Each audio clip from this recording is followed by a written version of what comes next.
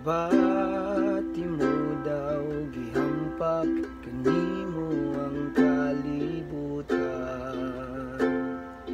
Kung nasinati mo ang kauga daw disyertong way patubigan.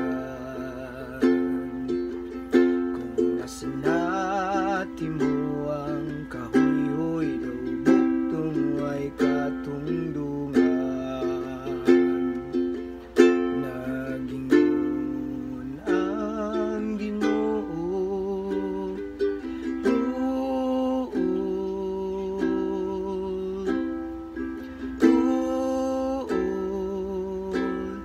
Ayaw kaulaw, pagdul ka nako.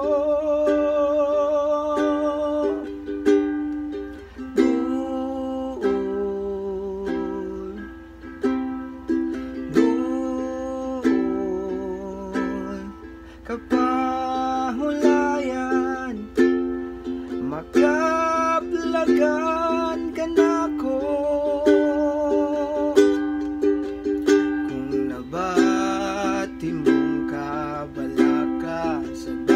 Na problema,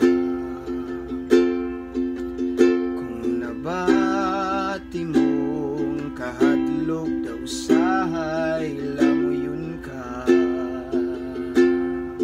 Kung nasinati mong kakapoy sa dagang